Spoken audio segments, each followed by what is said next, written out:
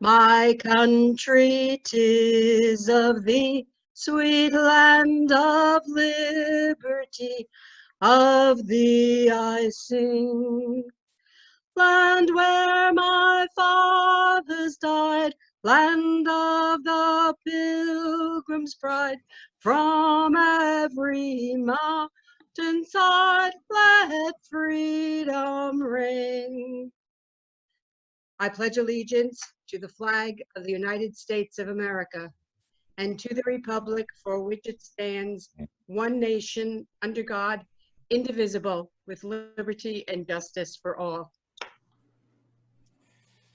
So the prayer is really some readings about hope. So we've got in the liberty and justice for all, we've got the sense of our nation and the nations of the world struggling in so many different ways. So here's a few readings on hope. Hope is like a road in the country. There was never a road, but when many people walk on it, the road comes into existence. That was from Lin Yu Tang. And a woman named Kathleen Fisher wrote this. She said, hope is an act of collaboration. It cannot be achieved alone. We offer grains or fragments of hope to one another so that everyone's sense of possibility can grow. And in this way, we can do together what might seem impossible alone. So it seems to me that we're in a phase in the midst of all this pain, and I'm sure everybody's had people that they know have died. And we were on the International Task Force. We were on a collaboration or a conversation with Uganda and Rabina, and just the sadness of the economic dislocation and the poverty that's going to be so intensified there was very powerful. So we've got to be people of hope. We've got to be collaborating, as Kathleen Fisher said, and that's what we've been doing. And so we are instruments of hope, and let's pray, love and peace and justice as this pandemic unfolds. Amen. Amen. Denise? For it is ROTARY, Fanwood-Scotch Plains Rotary. Rotary. Reaching out to us, this is our business. Business. Nothing stops us from our all of goodness. For it is ROTARY, service above self, you see. It's a name no shame has ever been connected with. Rotary, are we? Ooh, well, I'm sure everybody is clapping, you, right? Denise. All right, so that was wonderful, Denise. Thank you. I want to welcome everybody. I know that we have a lot of guests. I saw that we have our district governor, Ray, was on the call. I see a couple of past district governors, Charlie, Barry Kroll, I know is here. Andy, of course. I don't know if I'm missing any others, but we have a lot to cover, a lot to get to. It's just great seeing all these people here. Oh, there's Deanna. Okay, I'm just scrolling around and seeing there she is. I just found out, unfortunately, and Mike, I'm very sorry. I know Mike Dietrich's father passed away last week, so the club sends our condolences to past President Mike. Thank you. If there's anything we can do, just let us know, please. Is Peter here, Steve? Yep. Yes, he is. Okay, so Steve, why don't you take over? Okay. As most of you know, I work at Family Investors Company in Fanwood as a financial advisor, and company's been around for almost 60 years. Maybe I'll let Peter talk a little bit about it. Peter Schmidlin is the president of Family Investors. His dad, Fred, who is a former Scotch Plains Fanwood Rotarian, as well as a Matty Mathewson Award winner, passed away last year. And in his honor, to celebrate the 60th anniversary of Family Investors, Peter has a presentation to make to us. Peter? Great. Yeah, thanks, Steve. So yes, obviously, Family Investors has had a long-time relationship with the Rotary. Obviously, with Steve currently, and my dad, who was a former president back in '73, '74. And like I said, we just love the work that Rotary's done, and it's always the service above self, which was my dad's motto. He loved it, and we were looking, obviously, Family Investors in celebration of our 60th year this year. We were looking for ways to give back to the community, financially. So I was kind of just looking different opportunities, and obviously there was a lot of nice things being done throughout the community. And then I, came across what you guys are doing, which I thought was fantastic. So that's why I contacted Steve, and we wanted to, in honor of our 60th year since 1960, we wanted to do a matching donation of the $1,960. So that's what we wanted to present today, that check. I'm glad to see you hit your goal. Well, what is the current total, I guess, you've raised now in the GoFundMe? Isn't it around $10,000 with this 1960? Would that be in that neighborhood? Right, currently it's at 8,600. That's great. Yeah. Yeah. So just and it was actually about 4,000, I think, when you made your claim.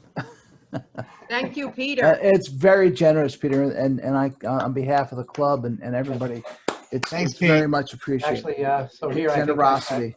If I can actually share, I don't know if I can share on this or not, but sure. Do you want to share your desktop or? Yeah, hold on a second. I'm just looking here. 1 second. This is the check. Oh, very nice. It's the real check. So yeah, so we're Steve, I guess, can arrange to pick this up from us. So obviously we were very honored to be part of this, and we, like I said, applaud the work you're doing. And you probably want to stop sharing that because we're broadcasting. Yep. So. Okay, sorry. Also, the other thing too, actually, I did notice when I was looking at the website. So the one thing I did notice that actually I have a question. So knowing that my dad obviously was a longtime Rotarian, I looked at your page of the organization page, and on there I did not see his name as a former Paul Harris Award winner. So that maybe. All right, we'll have to correct that. Yeah, we'll have to fix that. Yeah, I was rather surprised. I was like, uh-oh, where is Fred's name? So that just, so you may want to somebody take a look at that. Yeah, we'll look into that. I don't know if Maria is on the call. Okay, but let's move on because we do have a lot. Thanks, Peter. Thank you very much, Peter. We do have a lot. Have a great day. Thank you so much. Just to let everybody know, one thing I want to touch on is foundation giving. And it's something right now, actually, I should let Ray talk about this because they just put something out about matching points if you donate to the foundation. Ray, would you like to say a thing or two? Is he still here? Sure. No, I'm still here, Wayne. Okay. Thank you. Yes, for the month of May, all donations made to the foundation, I think they actually set it at $25 or more. We will, if you donate $100, we will match that with an additional 100 points. For somebody going for a Paul Harris Fellow, if you donate $500, we will match that $500 with an additional 500 points to give you 1,000 points for a Paul Harris Fellow. So for the entire month of May, as many points as individuals donate to the foundation, we will match it. So that in a nutshell is what we're doing. All right. So it's a nice way to build your points to get the Paul Harris, and it's and that's giving to the annual fund, correct, Ray? That is correct, to the annual fund. That is the fund that 3 years later, half the money we give to the annual fund comes back to our district for us to use for district grants and for global grants. Okay. So excellent. That's why the more we give now, the more we can, spend 3 years from now. So. Okay, so I have to thank a few people, Tim Burke, Denise Hughes and her husband, Tim Brooks, and Maria for going up to Madison Saturday and picking up the food and delivering it to El Centro. We sent 28 boxes of food, a little over 1,000 meals to El Centro. And I know that they needed it. They actually ran out of food a couple of weeks ago on one of the days they were giving out food. So it's something they really appreciated. I also want to thank Deanna for her effort, and Carmela for everything she's doing, but with the Richmond Towers project, where we did a joint effort project with the Rotary Club of the Plainfields, and delivered 230 care packages to the people who live in Richmond Towers, which is a senior center in Plainfield. There was masks and other protective equipment and personal protective equipment and instructions on how to use it. So Deanna spearheaded that, and it was certainly well received. I know that Mayor Al was there and a few other people. All right. So the only other major announcement I have is on Friday at 7 o'clock, we're doing our One Song fundraiser with Theatrical Artists Prep and several other studios from the area. It's going to be a 2 to 2.5 hour telethon type of event. The money's going to go to benefit our GoFundMe for the Corona projects that we're doing. Excuse me. And that's at Friday at 7. So, watch your emails, club members, and look at our Facebook page if you're not a member of the club for information on that. So today, let me unmute Vincent. There we go. So we're really honored today because joining us today is Vincent, and I hope I don't mess up his last name, but is it Racaniello? Is that right? Racaniello. Okay, Racaniello. I was close. So Vincent is a virology professor from Columbia University, and he's going to share his screen and tell us some things about the coronavirus. So Vincent, it's all you. Thank you. Thanks everyone for having me. Good afternoon. I just want to tell you a little bit about myself. I'm in New Jersey, and I was born in Paterson. Grew up in Bergen County, moved here in 1989 to Scotch Plains. So I live here and I commute into Columbia University, and I'm very happy to be home for the last few weeks, not because of the pandemic, but because I don't have to commute, which is really good. But today I want to tell you about the virus. I'm going to put up some slides, and then I'll leave time at the end for questions, and I'm happy to take them, of course. So let's get started here. I've been teaching on Zoom for the past weeks at Columbia. We just had our last course lecture yesterday, in fact. So I want to talk about SARS-CoV-2 and COVID-19. SARS-CoV-2 is the name of the virus, and COVID-19 is the disease. And COVID stands for coronavirus infectious disease, and this is from 2019. And but before I start, I wanted to tell you that I've spent most of my career, I'm a virologist at Columbia, as you heard. I do research. I have a laboratory. I also teach. And most of the virus I've worked on most of my career is polio virus. And as you surely know, Rotary International has played a major role in the eradication or near eradication of polio from the world. These are the numbers from 2019. Just a few hundred cases of polio, mainly in these countries. The blue is the wild virus that's continuing to circulate. And all these other yellow are actually vaccine-derived outbreaks where immunization levels drop. But this is really remarkable because, as you know, your organization has supported a lot of this. This is a license plate I saw at a meeting somewhere. I don't even remember. I think it was New Orleans. Rotary International Polio. Isn't that great? So we have a lot to thank Rotary for doing this because they have helped support and coordinate a lot of the eradication effort. I think we will eradicate this at some point. These immunization efforts, these mass efforts that have been ongoing are halted now because of the SARS-CoV-2 pandemic. And I really do hope that we don't have large outbreaks of polio as a consequence. All right, let's talk a little bit about viruses first in general to make sure we all are on the same page. Because, before this pandemic, most people didn't think much about viruses, and now everyone is interested in them. And these are just 2 slides from my virology course to emphasize that we live in a cloud of viruses. They infect everything on Earth, and we regularly eat and breathe billions of virus particles. For example, if you eat coleslaw, the cabbage is full of viruses from insects, and they don't harm us at all. In fact, Most of the viruses just pass through us. Some of them are actually beneficial, and the ones that make us sick are quite rare. And in fact, we even have viral genomes as part of our own genetic material, and some of that we actually use. So it's really remarkable the role viruses play in ecosystems. But of course, most people think of them as causing disease. But what is a virus? And these are just drawings of different kinds of viruses. Here on the bottom is the SARS coronavirus. Poliovirus would be this one right here. And this would be influenza virus, all sorts of shapes and sizes. But I say a virus is an infectious obligate intracellular parasite made up of genetic material, and that can be DNA or RNA, and has some kind of coat around it, a protein coat, and sometimes a membrane. So polio just is made up of a protein coat with genetic material in it. SARS-CoV has a membrane with genetic material inside. Now, these are, of course, invisible to our eye. They're too small to see. You need an electron microscope to see them. And this definition, infectious, of course, you know what that means. It can go from cell to cell or person to person.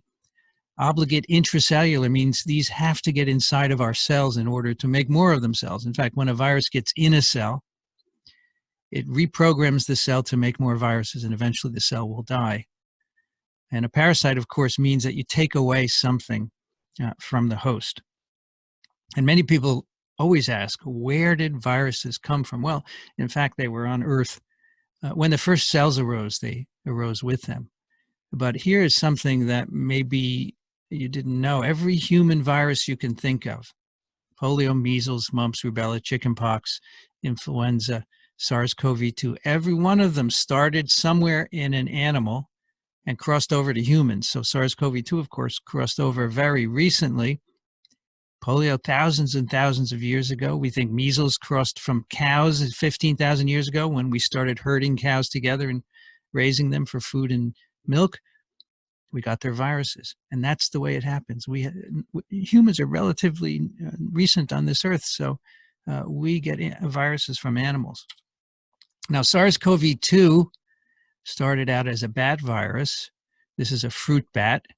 And bats, by the way, of course, they're mammals. 20% of all mammals are bats. They're the most numerous mammal, followed by rodents. And these bats have a lot of viruses in them, and they're fine with that.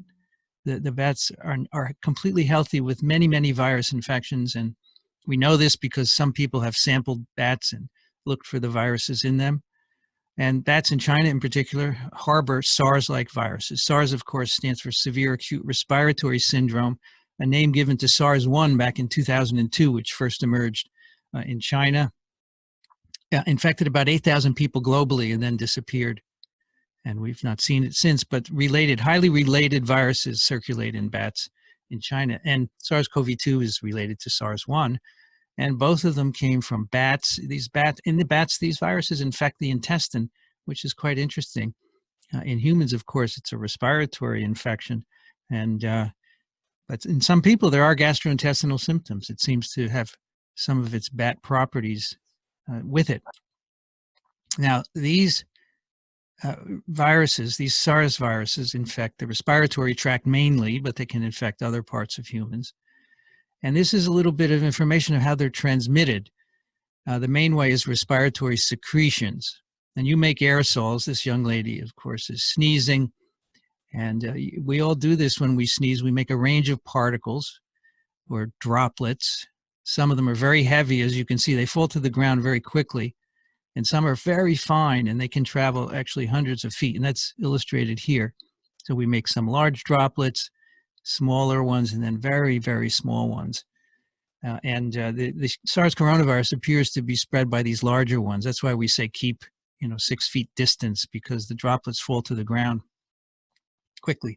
And we're lucky the virus is generally not in these smaller droplets. Measles virus, for example, is in these smaller droplets. And that's why an infected child with measles in a classroom can spread the virus to all the children in the classroom, because the measles virus stays in these very, very small droplets. So that's the main route of transmission. And you make these droplets actually when you speak, especially the plosive letters like P. you make a little aerosol. And if you're infected, of course, you're going to have viruses in those droplets. Of course, you also have mucus when you have a respiratory infection, and the mucus can have virus in it, and you can contaminate hands, tissues, subway poles, etc., and someone else could pick it up and touch their nose or their eyes or their mouth and get the infection that way.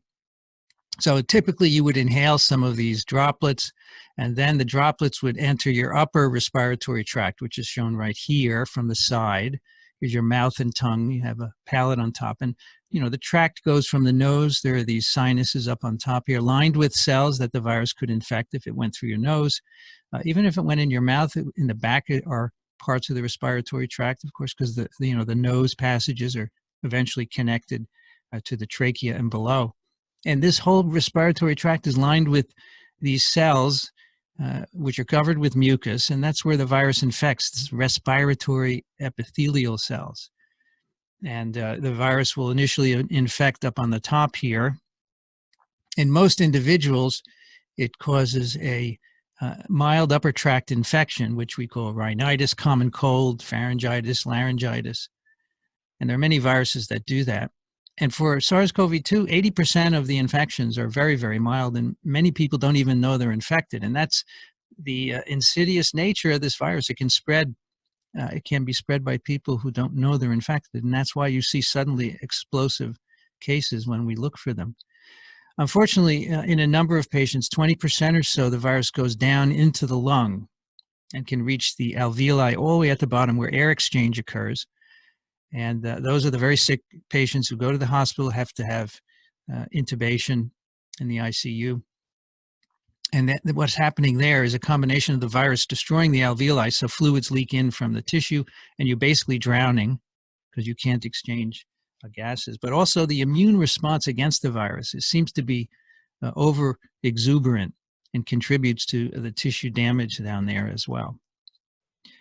Now, this virus mainly infects the respiratory tract, respiratory epithelium, as I've told you, but in a number of patients, GI symptoms are reported, diarrhea, gastroenteritis, and the virus appears to be able to replicate in the gut epithelium. So again, the gut is lined with cells, just like the respiratory tract, and the virus can infect them.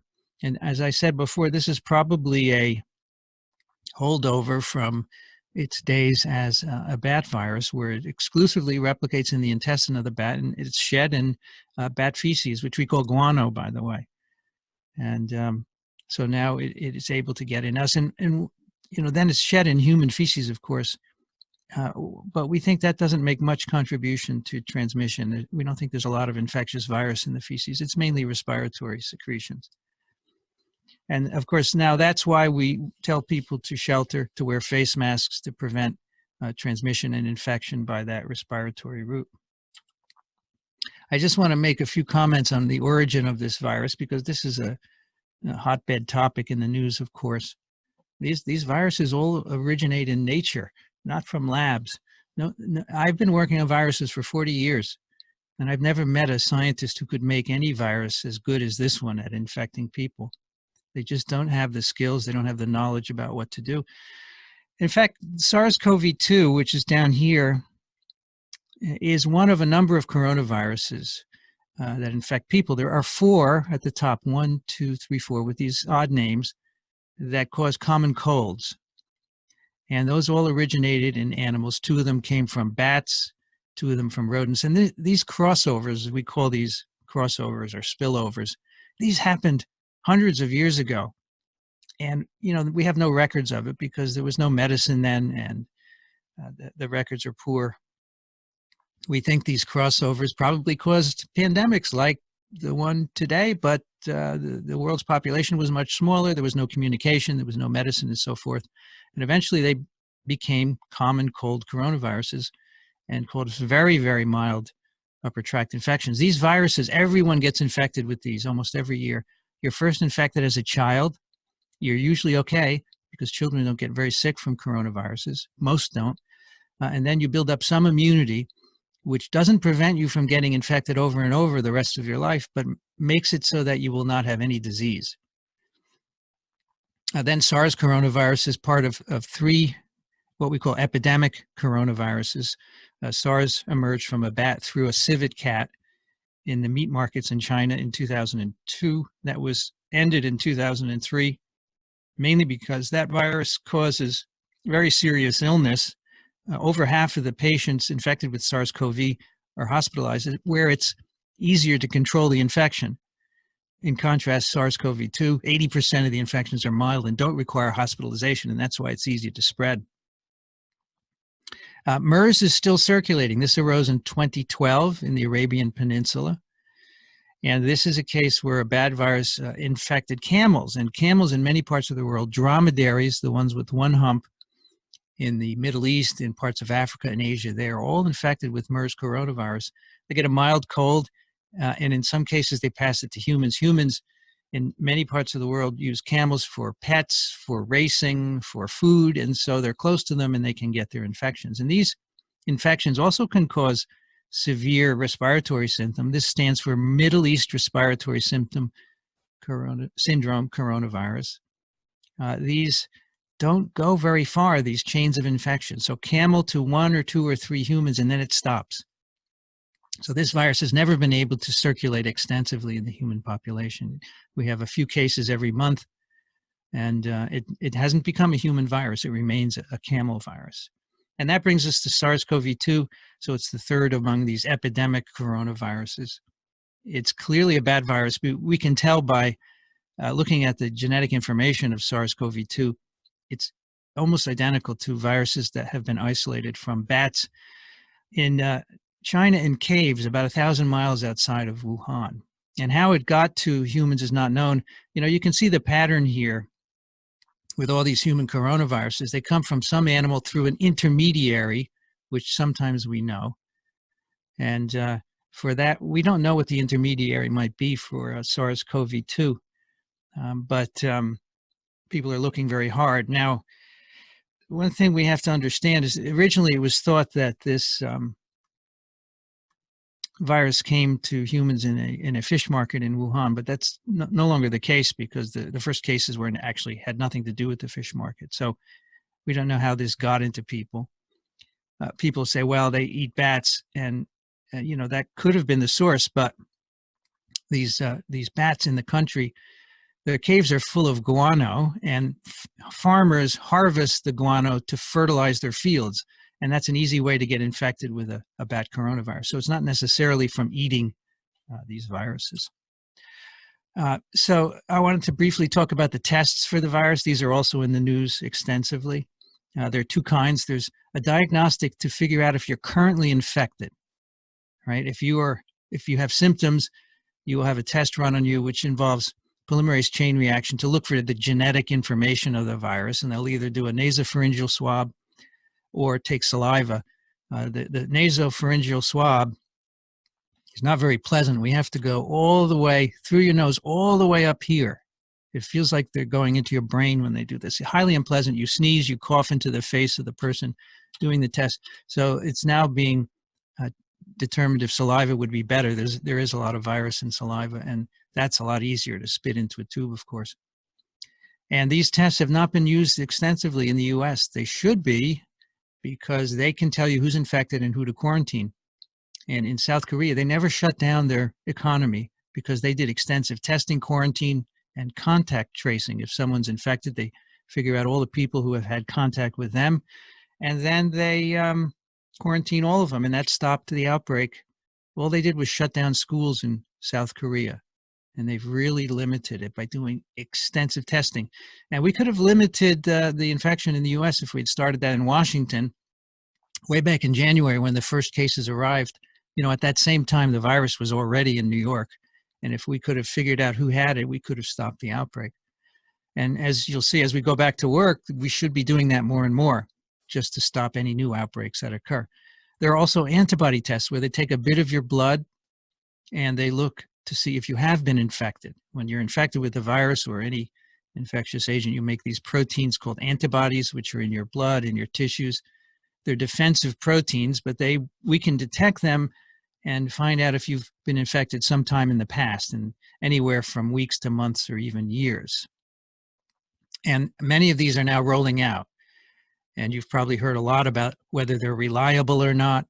They vary in their reliability, and even if it's 90% accurate, it's not enough to give you a good idea of who's infected. Some new tests are rolling out that are 100% accurate, and it is a good website for looking at all the tests. They list all the tests that have been approved by the FDA, and they give you an indication of their reliability. All right, I just wanted to end by debunking a couple of common misconceptions that go around. You know, the news is difficult to interpret because the way the news works is to make you watch it, and that's how they make their money. And they often say things that are perhaps not correct, but are interesting and attract people. One is that the virus came from a lab in China somehow, either accidentally or on purpose. And I can assure you, if you want to sit down with me for 2 hours, I will show you the scientific data that shows that this didn't come from a lab in China. I know lots of the virologists there, and that's not something that they do. But of course, not everyone who's accusing them knows them. And I can tell you from the scientific, we have evidence that it's from nature, and the other possibility is really an accusation and is not based on any evidence. It didn't originate at a fish market. We know that for sure because there were cases. The first cases identified in Wuhan were not, it had no contact with the fish market. It may have ended up there, but it didn't start there. Another one, there's only one strain. You'll see news reports, in fact, just these last few days, that there's a new strain in Europe that's more transmissible. It's not correct. There's one strain, and it has no different properties no matter where it is anywhere in the world. A strain of a virus is an isolate with a new property of some kind. And so you can get isolates from patients. If you get sick, we can isolate SARS-CoV-2 from you, and we say it's a patient isolate, and we'll give it a number. But it's no different from an isolate in Washington or China or Paris. If we find a new isolate that has a different property of some sort, then we'll call it a strain. But there's no more than one strain of this virus. And you will hear on the news, they're calling 8 strains or 2 strains, and it's wrong. It's absolutely not correct. There's only one that has all the same properties. The different reactions of people around the world, whether they die or not, and to what extent in different countries, is really determined by the person, their health, their healthcare system, how well they're taken care of, and so forth. There have also been a lot of reports that people get reinfected within a few weeks. This is all incorrect. This is based on faulty tests. You don't get reinfected within a few weeks. Probably next year you might be reinfected with this virus. If you were infected once and you survive, you'll probably be infected next year, but you won't know it. You will get very mild disease, and that's how these coronaviruses work. So in other words, I think SARS-CoV-2 will eventually be a common cold coronavirus in a few years. And finally, many people are saying the lockdown wasn't necessary, and this is not true. Part of the problem is people want to get attention, and they make outlandish comments like this. We know from China and South Korea and other countries who have locked down that you can flatten the curve. We did it here in the US. We did it in New York City. We would have had way more cases and way more fatalities. This was completely necessary to avoid overburdening our healthcare system.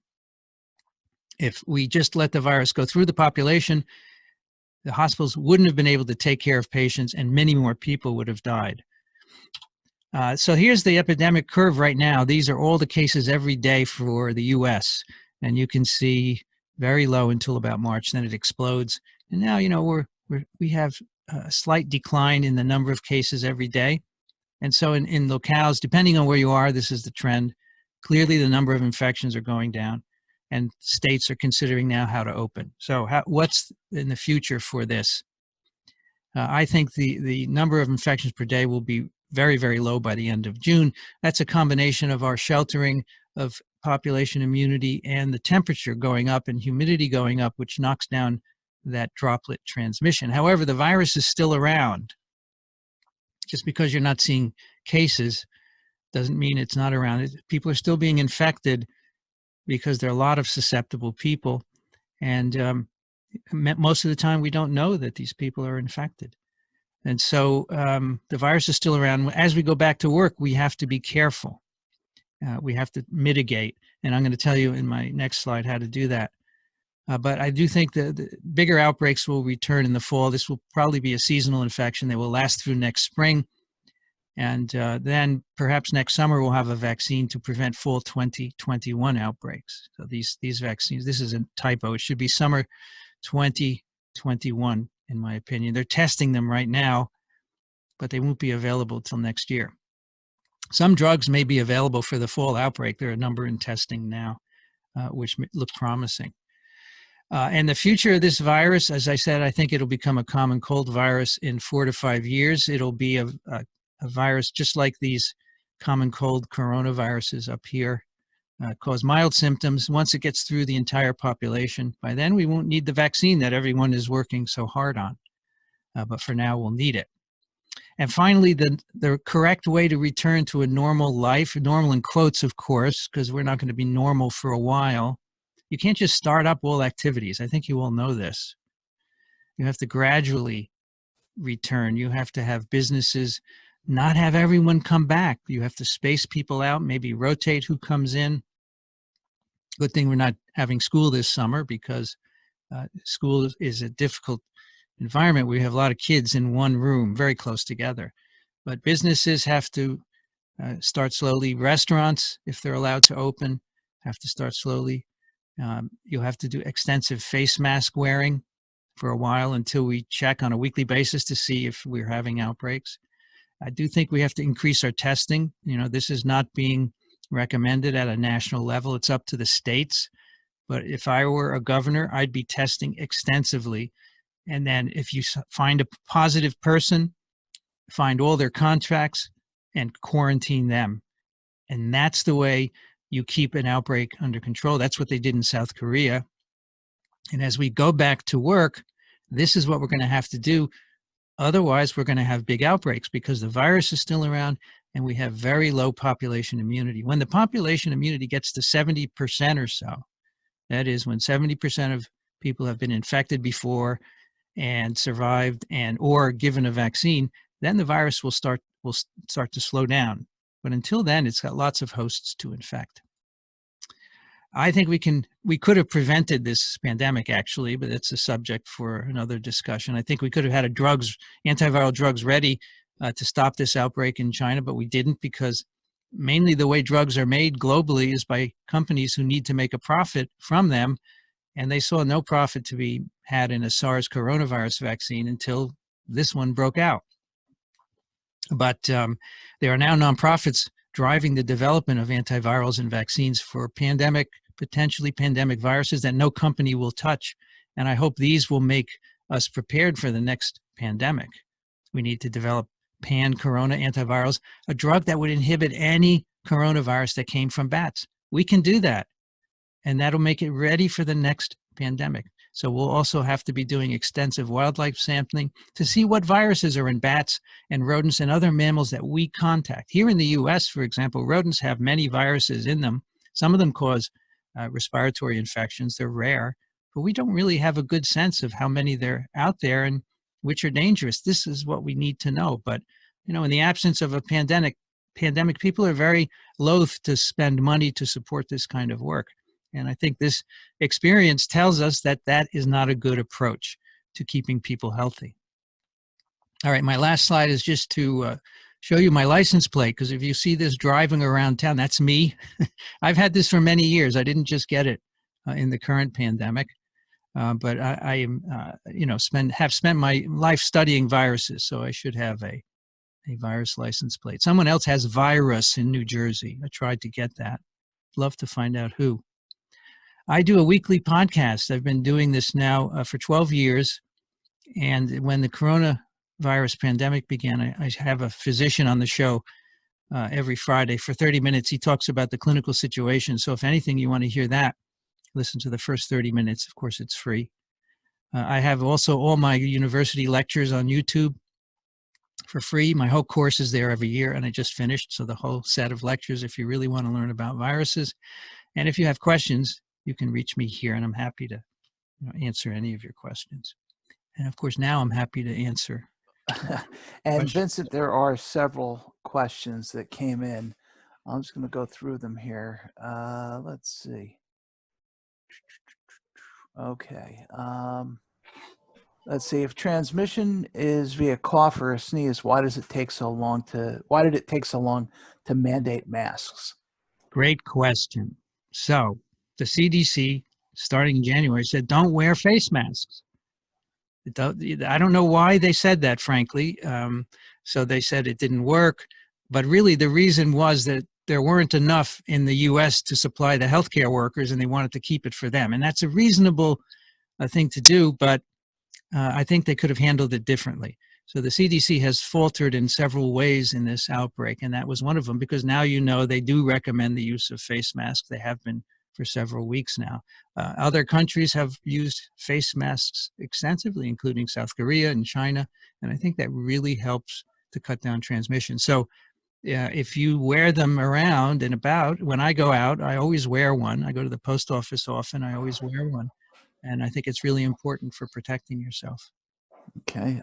There's another question here about obviously the antibody testing. Mm-hmm. Your opinion, is that something that we should do? Yes, I think everyone should do it. I think the federal government should send everyone an antibody test kit and know where every American citizen stands in terms of being infected. That would give us a great idea of where the virus has been. But as you know, that's not happening. It's up to states. And, I think everyone should be tested. And the tests are rolling out in greater numbers. It's going to take a few weeks to have lots of them around and more availability. But yes, if you have the option, get it. Because if you know you've been infected already, you're likely protected. And then you can go about your life, I think, with a little bit of peace of mind, right? And knowing you're not going to transmit the virus to someone else. Right. Let's see. There's a lot of questions here.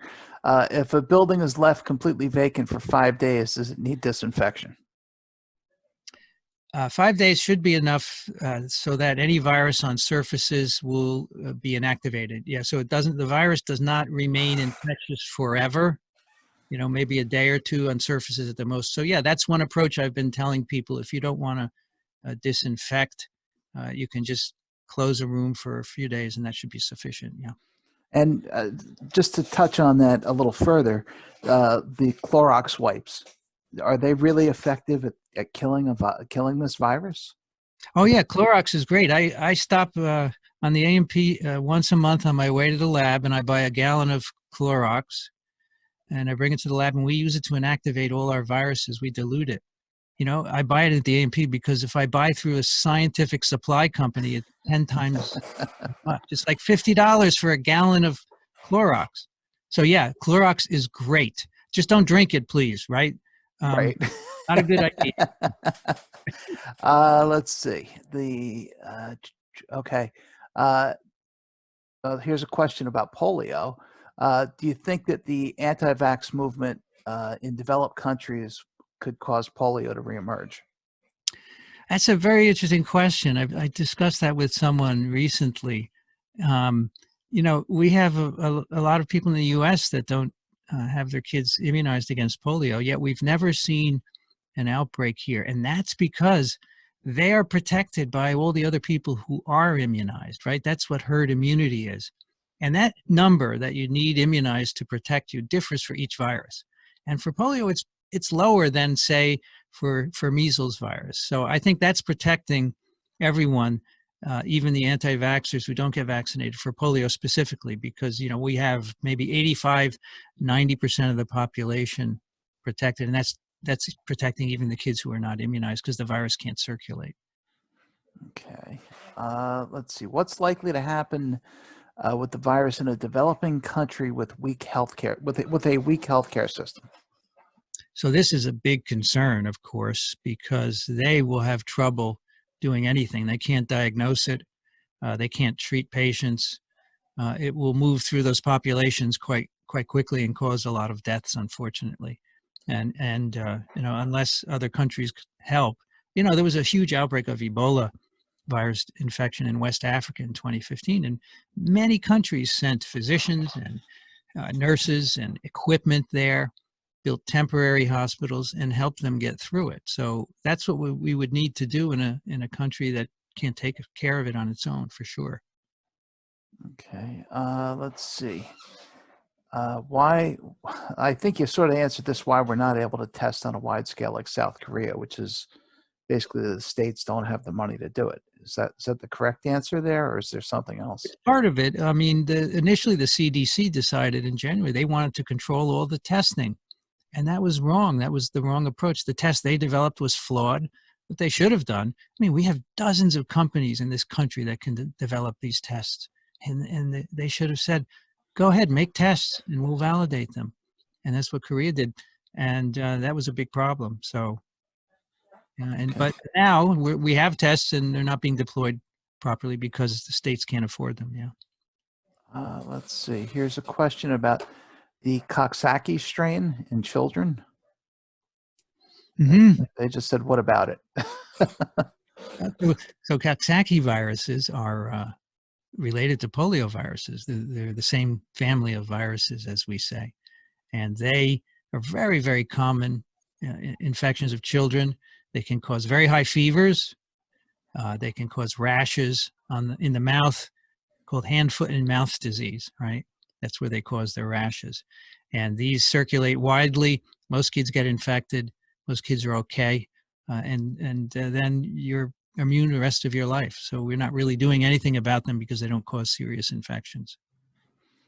And there was a couple of questions here about temperature. And I just have to find it. Yeah, they say get outside, it helps, but in hot places throughout the world, there's still outbreaks. Oh, yeah. So that's a good question because, we think this is a seasonal virus. It's going to become seasonal, which means in temperate climates where you have seasons, like us, you have a winter and a summer, these are mostly circulating in the winter. And that's because the temperatures are low and that the virus can last longer in the droplets. But the humidity is really low. When you have low humidity, the droplets can stay suspended in the air for a few feet.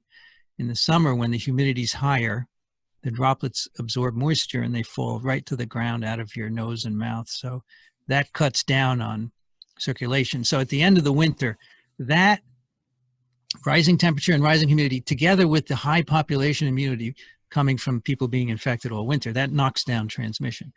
However, these seasonal effects are trumped by having a brand new virus to which no one is immune. And so in those conditions, it can circulate in almost any conditions. So I think we're going to see a rapid decrease in this virus this summer.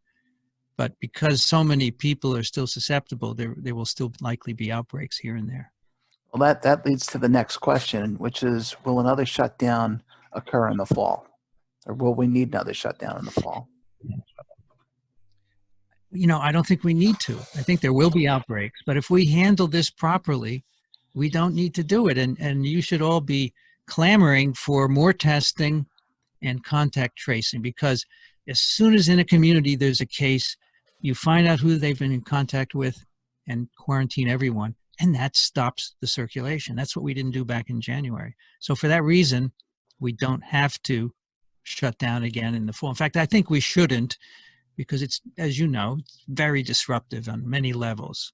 And so we have to figure out how to get around it. I know we can do it. It's just a matter of whether, here in New Jersey, whether we're going to have guidance to be able to do this. Okay. This is actually a very interesting question. If I've had COVID-19 and tested positive on antibody tests, will I need the vaccine when it comes out? So the antibody tests come in different flavors. Some of them tell you how strong your antibody response is, right? And they can tell you whether you're protected. And others just say, yes, you've been infected. And we know that people respond differently to infection. So I would say, even if you're positive, you should get it just to be safe. All right. But if you can't, for whatever reason, it's likely that you'll be protected. Okay. Let's see. How long after you have the virus do you remain infectious? Can you infect other people?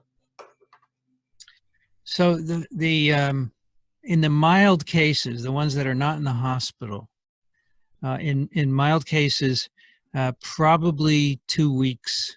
So there's an incubation period from 1 to 14 days. So if you get infected, then it takes 1 to 14 days before you show symptoms. And you may not even ever have symptoms, even though the virus is in you. And then for another week or two after that, you can be shedding virus and infecting other people. So it could be a couple of weeks depending on how long your incubation period is. In hospitals, it's different, but we don't really worry about that because in hospitals, we can do infection control and limit the transmission. But people who are sicker tend to shed virus even longer than the mild cases outside. Okay, there's a few more here. Why don't we hear the seasonal flu now? And was the flu shot so effective? Is that why we're not hearing about it, or is it just because it's overshadowed in the news? Oh, there have been like 20 million cases of flu this season in the U.S. There have been about 10,000 deaths. So yeah, nobody pays attention. The news doesn't care because to them, it's not exciting. It's not going to get people to watch the news. That's the problem with news, of course. And so there's a good question here that's related. If a virus can't be produced in the lab, why is that not being said during daily updates? Because that's not interesting to say that. It's more interesting to say it came from a lab and be controversial. And that's what drives the news cycle, right? It's unfortunate, but I can tell you that it didn't come from a lab for sure. But nobody listens to us. So Tim actually asked an interesting question about if you could comment on the brain inflammation that affects some COVID-19 patients. So this is correct. My physician who comes on our show said he's been seeing a lot of neurological complications in these patients. Remember, these are patients in the hospital. They're in the ICU. They usually are on ventilators that he's seeing. And he sees that they have a lot of neurological issues. He's not sure what's causing it. He doesn't think the virus is actually getting in the brain. You know, some viruses can do that, like polio and West Nile virus. They can get into your brain and cause an inflammation, which is a big problem. But we don't know if this virus is doing that or if our immune response is actually bleeding over into the brain and causing some of these symptoms. Another thing that's happening that he sees a lot is blood clotting. These patients are getting huge clots, even though they're on the maximum anticoagulant therapy, they're still getting these clots. And he suspects, again, that it's this unregulated immune response that's caused by infection that's leading to that. Okay. There's a couple more here. After being quarantined, can you still be infected and pass it on? I would assume so. So that's a great question. So let's say you're quarantined for 2 or 3 weeks, 2 weeks, and now you assume your infection is over. So now you have some level of immunity. And so I would say for the next year or two, you won't be infected. But then after that, you'll probably be able to be infected. You won't have any symptoms, and you could spread it to someone else, right? So we need to have a good fraction of the population be immune to this virus, either from infection or from a vaccine. And then I think the last question that I have here from PDG Bob is, should we be checking our oxygen saturation in our blood just as we use thermometers to check our temperature? I don't think you need to do that until the infection gets to that point, right? I mean, what happens with most of the admissions, you get infected, you feel symptoms of an upper respiratory tract infection. That lasts for about 10 to 14 days. And then the virus is actually declining at that point. And then you start to have shortness of breath, right? So your blood oxygen is declining, and then that's when you go in the hospital and start getting different levels of oxygen, starting from, a cannula to all the way to intubation. So I don't think you need to start beforehand, but certainly if you have the capability, you could do it, but I don't think it needs to be done on a widespread basis. Okay, and then there's one other question that just came in about air travel. They said, will it be safe enough by June? Will it be safe to travel by air? Yeah, it depends where you're going, of course. Because different countries are going to have different levels of circulation. And I would say, maybe being on the plane is okay, especially if you wear a face mask. I think you're okay on the plane. They've looked at transmission of viruses on airplanes very carefully, other viruses, not this one. And it's usually the people sitting around an infected person that get infected. So those short-range droplets that you're making are the ones that are transmitting. So, you know, someone infected in row 1 doesn't infect someone at the back of the plane.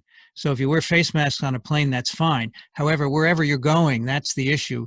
If there's a lot of circulation there or not, you'll probably have to wear face masks there. Now, different countries are going to have different travel regulations, right? And so you may not be able to go there. You know, right now the U.S. has more cases than anybody else, and a lot of countries don't want us to go there right now. So that's another determinant of whether you're going to be able to go. But you know, I'm thinking that July, August will be okay for traveling. I'm worried about October, November, December. Having, you know, spot outbreaks here and there, that could be a problem. And here will be the final question. Somebody says they had blood work done at the end of January, and it was positive for coronavirus. It wasn't a specific SARS-CoV-2 antibody test. Is it possible the coronavirus detected was SARS-CoV-2? Absolutely. I'm sure it was here in January. I'm sure it was here in December, actually. And yes, so you could be, you might want to go and get another one of these specific tests and see if it's positive, in which case then, as I said before, you could feel a little better about moving around. Well, Vincent, I want to thank you so much for joining us today. I think that you'll probably be hearing from, everyone's clapping, that you'll probably be hearing from some of us. Your name got bandied about as a speaker for a future district conference. So, but it's certainly a hot topic, and we're really glad that you could join us today. And it was a pleasure having you here. For the people that are on the meeting with us, the meeting, it's broadcast on Facebook, so you can go to our Facebook page to rewatch the video if you'd like. And if Vincent, if you say it's okay, if I can put this on a YouTube channel, of so course, people absolutely. can then get it. Okay, so I will put it up on YouTube. My contact email is there on that last slide. It is Vincent. It's easy, right? Vincent at microbe.tv. And any of you are welcome. I'm your neighbor. Any of you are welcome to ask me questions, okay? We're in this together, and I'm really happy to help in any way. Thank you for the opportunity. Thank you again. Hey, Vincent, I'm the membership chair. Do you want me to send you a membership application to the Fanwood-Scotch Plains Rotary Club? You bet. You bet. There you go. You're very good at that, Steve. I'm always working there, Governor Ray.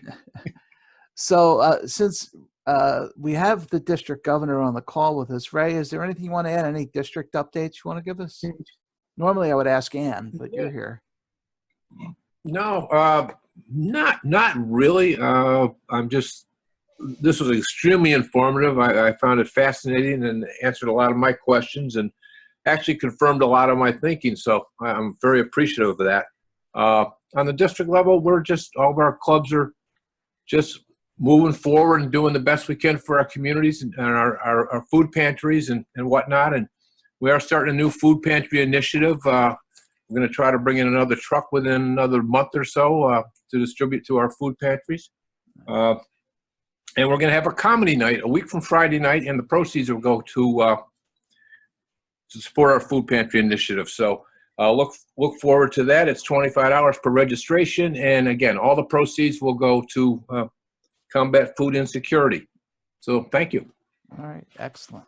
Wayne, let's make sure we get Ray the information about our telethon for Friday, because I think it's going to be a really special event. So Wayne and I will be talking on it. Yes, we will not be singing. No, right. God, well, I know Mr. Goldberg is quite the dancer. Can he tell a joke? I need a comedian.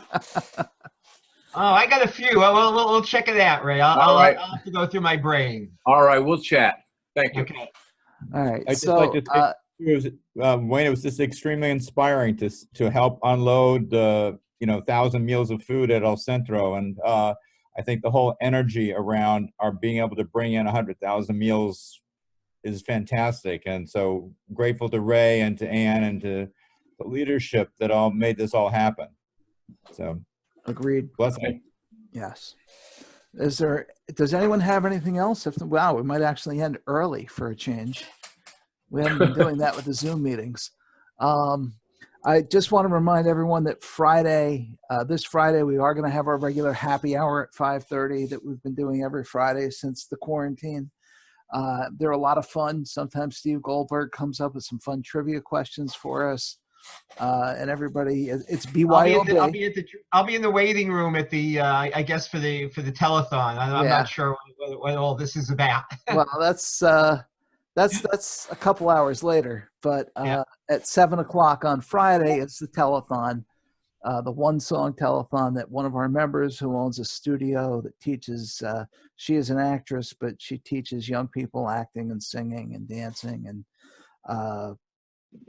so she's going to be, her and several other local studios are going to be providing the talent, and any money is raised or is going to go to the GoFundMe that we're doing, which is buying a specific type of protective PPE for Overlook Hospital. It's also providing to help support what we're doing with the Scotch Plains Fanwood Resource Central. That one just rolls off the tongue. And it also is helping with the way that we're giving back to families of first responders by, we're getting people to be nominated, and then we will take those local first responder families and we will get them gift cards from local restaurants. So we're helping the local businesses as well as the people who are doing all the good work that they're doing on the front lines of this. So does anyone have anything else? If not, we'll do the 4-way test. But Wayne, you're gonna post a YouTube ad URL and send it to everybody? I will once I put it up there. It's going to take a little while, Okay. but I'll get it up That's there fine. later today. Thank you. Wayne? Yes. Jim Checchio. Hey, Jim. I did not know I was muted, but that's why nobody could hear me, thank goodness. It was a really good presentation, brought me right back to school. But I just wanted to tell you that I'd like to match, like Peach Midland. I'd like to throw another $2,000 at the matching fund. Wow. On behalf. Okay. All right. Awesome. It's on tape. All right. Wayne. Yes. This place for Steve. Yes, Ruth. Okay, Wayne. I just wanted to follow up on the topic with Uganda and I forgot the name of the organization. Set Her Free. Set Her Free. Thank you, Yes. because I did talk to someone from this organization. It's called Feed My Children.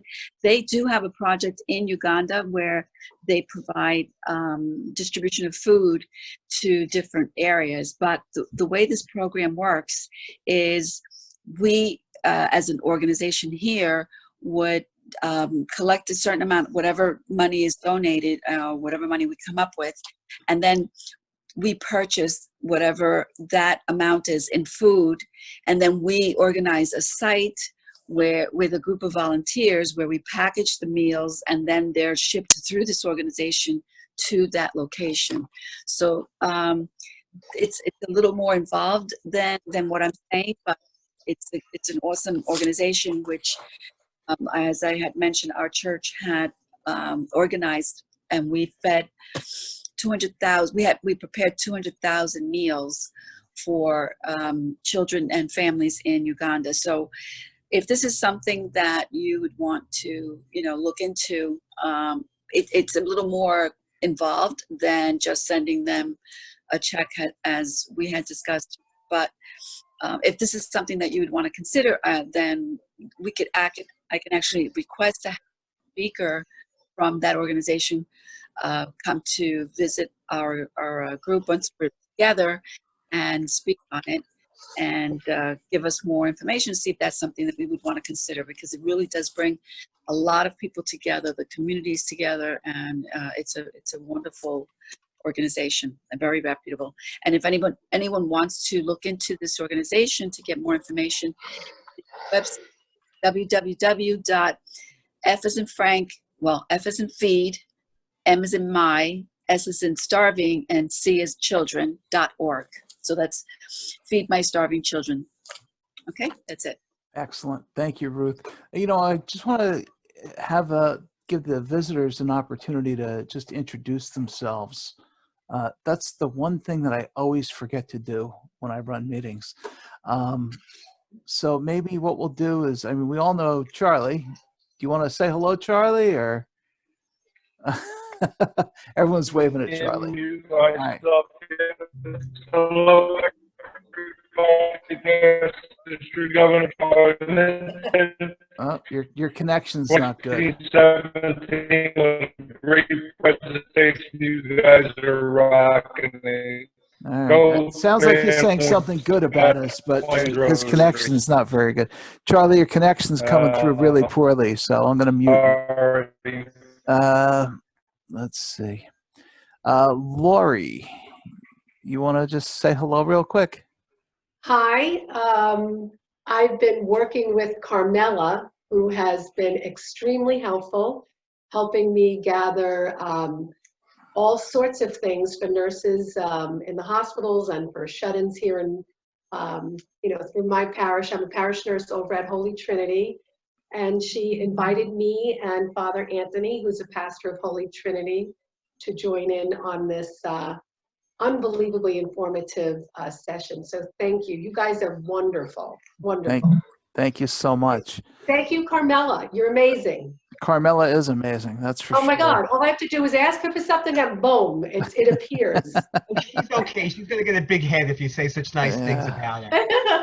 Not Carmela. You didn't have to be president-elect while she was president, how she browbeat me for the Oh, please, Steve, come on. Just get that stupid It's trophy. only because we have a wonderful club and an unbelievable team making these things. We're the best club in the universe. That's right. Terry, do you want to just introduce yourself real quick? Yeah, Terry Berger. I'm from the Bernardsville Club. I think I have some more club members with us. I thought I saw Brad Jenkins and Cheryl Delgado and Tim O'Donovan and Justin Lynch. And great program, guys. So wonderful program. I can see myself replaying the YouTube at one of our meetings in the not too distant future. Excellent. Thank you very much. Thank you. Let's see here. Steve, my buddy Steve is on the call. I unmuted you, Steve. Thanks, Wayne. I'm Steve Gemboy from North Point Bank. Wayne invited me to listen to the doctor, and it was a great great presentation. Yeah. And thank you for coming out, Steve. All right. Let's see. Who's this Bob Zaglarski guy? You want to say hello, Bob? Hello. I think Charlie's message to us gives new meaning to the song, "It's 5 o'clock somewhere," Charlie mentioned. So, but thanks very much for the invitation to the meeting. And I thought the speaker, Dr. Racaniello, was exceptional. Thank you. Thank you. And, before there's just one or two other people here that I want to introduce, but today it's National Nurses Day. So happy National Nurses Day. I know that Lori is a nurse. She's on the call, and the nurses really deserve it. What they do is really amazing. Let's see here. Kiana, do you want to say hello? Hi, everybody. How are you? Hi, As you Kiana. can see, I am now in the store. I've been doing a million things since we've been on the call, but it was very informative. Thank you so much, Wayne, for inviting us. I'm glad I was able to take advantage of it, and I will definitely be sharing that video on Facebook. Hopefully we get it over to the district page as well. This is great information. Excellent. All right. Right, Thank can you, you get me some Kiana. toilet paper while you're there? Yeah. Absolutely. It's funny. I literally came in here for one thing. All I need is hot dog buns because I got enough toilet paper to build you a fort. And we have another past district governor, Brad Jenkins. Brad, do you want to say hello real quick? Yeah, I want to thank you for opening your meeting up to all members of the district.